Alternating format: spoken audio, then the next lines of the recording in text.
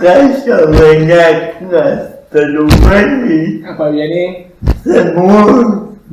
Oso ondo, kafe batekin, berran eserita, ondo, oso ondo. Lehenuk eta mila eskola gombidatzea baiteko hemen zuen jatetxea edo. Hemen gaude, Añorrako jolasetxean, hemen egiten dugu bertso eskola, parrandak hemen azte ditugu askotan, barreiako afariak hemen egiten ditugu, eta hau da gure, akitu nahi baldin bagaituzu, normalean hemen ibiltzen dugu. Baina, nola esertzen bertso munduan edo? Ni berez, hemen guanez, Añorrakoa, mendialdean bizi zen gure familia, eta hori, nea nahi da ni baino 13 hilabete gaztegoa, eta jaio ginean gure aitak kezka zeukan, sumatzen zuen jende asko erderaz emitzen zara.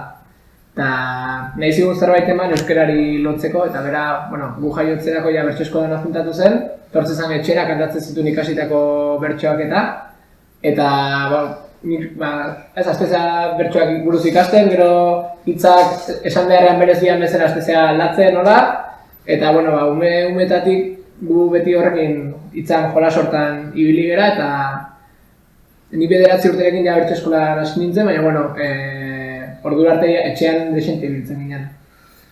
Eta orduan txikitatik hasi zinen berriko ezalatzen edo. Ni betidanik. Aitak intzigun bertso bat, nahitan eri ikastola kantatzeko. 4-5 urterekin, gaitze ginen beti bertso zarra kantatzen daula eta bertsolari ditze ziguten ikastolan. Eta aitak esan zigun, bertso bat ingo dizuet, eta bertsolari ditze zuetenean, zuek kantatu bertso.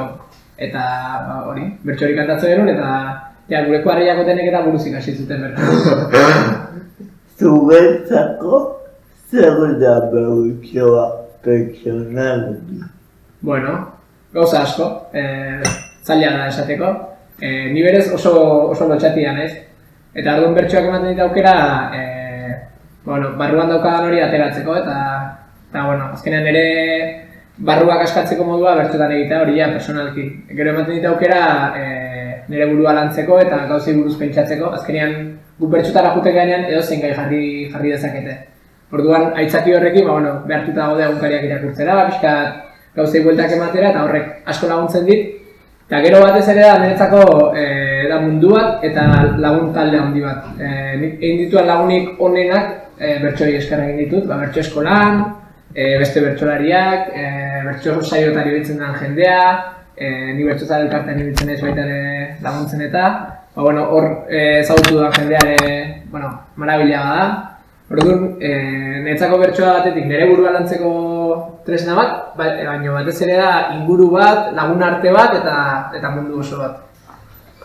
Eta txapeluketetara juntzea txikita entzutera joaten ginen. Lehenengo adizko nintzen, 1987an, ginezka 10 urte orduan, 1987koa naiz. Eta entzun genuen eta belodromoan egiten ziren finalak garaiortan, Donostiko belodromoan.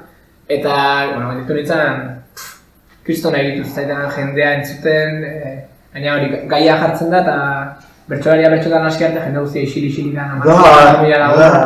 Eta horrekin inpaktatu ditu nintzen, eta gero nik parte hartu nuen lehendabiziko aldiz, handik 10 urtera, 2007an, Gipuzkoako txapelketan. Eta geroztik Gipuzkoako beste 2 txapelketetan parte hartu dut, eta Euskal Herriko beste 3 txapelketetan. Eta goazizea zure lehenengo txapelketa. Lehenengoa izan da, zure babuko sentimenduak edo urruditasunak nolakoa ziren. Nik bi esperientzia dauzkat horrekin lotu. Txapelketak egiten dira 18 urtetik gorako entzat, eta gero da beste txapelketa batzuk umetan eta egiten dianak. Eta nik lehenengo aldiz kantatu nuen umetako txapelketa hauetako baten 11 urte neuzkan. Eta, ni oso txikia nintzen umetan. Nik estiroia eman nuen 19 urterekin edo. Baina bestela destakatzen nuen pila, beste bertsoariak asko saltua guazian, da nik ematen nuen ume txiki bat. Eta hor batzen naiz, hori gero ama kontatu zidan, baina Euskal Herriko finalera pasa nintzen eta nire gurasoen inguruan nuen zen amona batzuk. Eta, karo, nire eta nintzen galtza motzetan eta txiki-txikia. Eta esan nahi, gixajoa, baina bukatuko. Eta hasi bertsoa goratzen da bukatzen ditun eta harritu eta galitu zian. Eta ez dut beste goatzen nik ze sentitzen du, baina bai jendean komentarioak. Eta gero ja, haunditan lehenengo txapelketa izan zen, 2007an Gipuzkoako txapelketa. Eta ez dakit, sensazio diferente pila bat azkat, baina sentitzen dut finalean jendea oso nire alde, beste bertxokidea laguntzen, eta esan oso oroitzapen hona dakar lehenbiziko txapelketa hartatik. Gainera, klago publikoa ez da milaka pertsona eta horrek ere impresionatuko zuzun edo. Bai, baina jendea pentsatzen du gu egote gala askotan publikoari begira dozen da jende eta bueno, hasiera bai, adibidez nire lehenengo finala Ilunben izan zen. Eta Ilunben, jartzen da, oitza jartzen da zezen plazaren alde baten, eta gero aurrean ikustezu jendea hola. Ilunbe betiko irauta oso altu bat ikusten zutena jendea. Orduan hasieran bai impresionatzen dutela txaloek jendea ikustea, hori kristona da. Gero ja behin agurra bota eta gaia jartzen dizutenean, ja ni behintzat ez dut ezer ikusten. Ja goten naiz nire barroa sartuta eta jendea ikusten baldin bai seinale txarra izaten da. Orduan, impresioa hasieran bai, gero ja lasaitzen gara. Hor puntu psikologiko eukitzea oso ona da, zure barrua aislatzen bazea, zureak zaude, eta zaude publikoaren menpe. Orduan askok ez daukate, gaitasunun aislatzeko eta hauek niretzat behintzat lehioa gaudela. Zerretan askotan jartzen bera urrutik jendean hartzeko. Zer duzituko zailo, zer pentsatuko dut eta ez gu neubera ez. Egi esango dizut, gehiago ordu bitzenez, kamera baten aurrean, publikoan aurrean baina. Bagizu izatik bertxotan ari zeanean, azkenean guaiga batean sortzen ez. Orduan, gu kantatzen ari geran bitartean, gure aurrean dago jendeak reakzioa daka, mugitzen da dukitik, edo isiltzen da, edo arpegia eta ikusten dituzu gauzak. Bertxotan azkenean, ez da jendearetzako egiten dezula da, jendearekin batera egiten dezula. Hor badago komunio txiki bat, bertxolari eta publikoan artean dagona. Eta adibidez, gaur hemen gauden bezala ez, kamera bat dago hemen, eta nik ezakit bestaldean zein dagoen, nola reakzionatzen duen, zer gertatzen den, eta adibidez niretzako publikoa gertu eukio gabe asko zailagoa da funtzionatzea publikoa gertu eukita baino. Bai, pentsatzen zuri alderantziz gertatuko zaizula, segura asko? Begira baiz, nire egia esan berdintzen, kamera ni pertsona bera ez eta jarraituko ikusiko zaituko bertxotan pixkat. Bai? Bueno, lotxa pixkate bat baina. Ikusiko. Maiko ensalada degu, ordu erdiz ahoratu, egunean zehar pasa, zaigun dena gogoratu, lagunen mila histori, ta laneko mila datu, bi urteko harremanak hori zaten baitu tratu, hori zaten baitu tratu.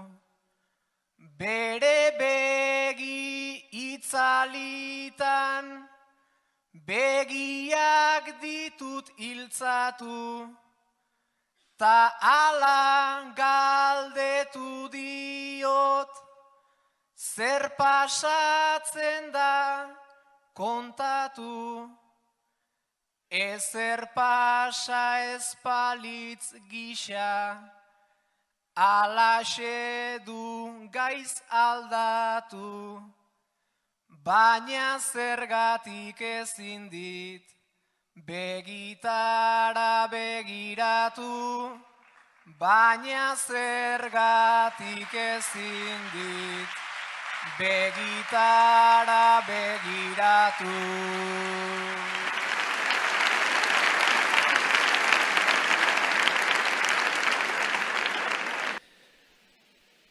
Adinez denez nagusi, bere lagun eta guzi, bere burua etxetik kanpo nahi luke ikusi, maitasuna erakutsi, diogu eta ez gutxi, joaten utzi nahi diot baina ezin diot utzi, joaten utzi nahi diot baina ezin diot utzi.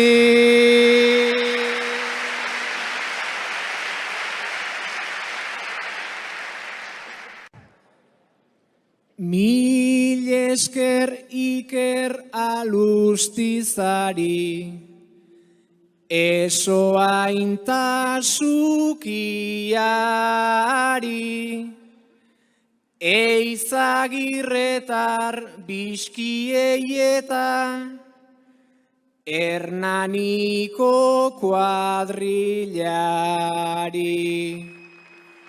Ume beldurti hau jartzearen, erratz batetik kantari.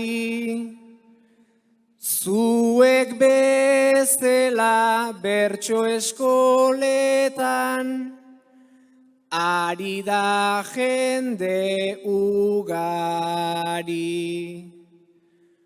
Konpromisoa eta jolasa, hitza direnez gauza bi. Bertso eskolaz, bertso eskola, belaunaldiz, belaunaldi. Hau zuentzat da zeratelako, ahots bat ematen ari. Isilik egon behar zuela, esaten zioten ari.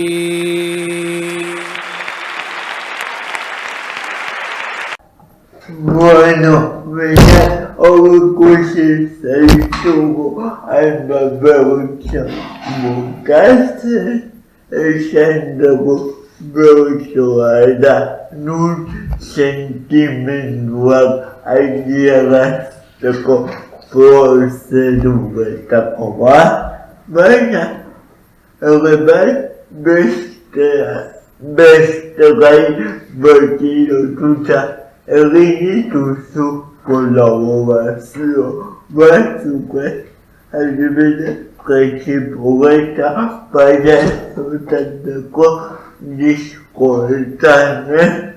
Bai, bueno, hori opari handi bat izan da niretzako.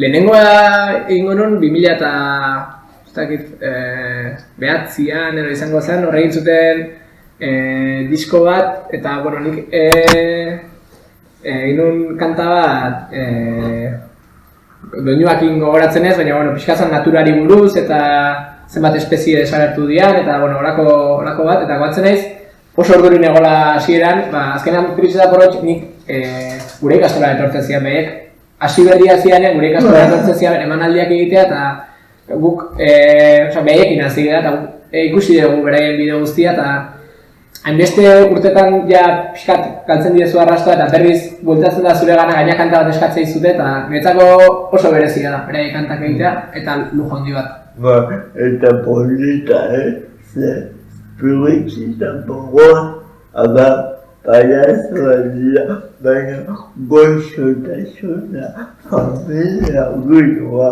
ekartzen dute eta hauek errestasuna ematen du beraiekin kolaboratzeko edo.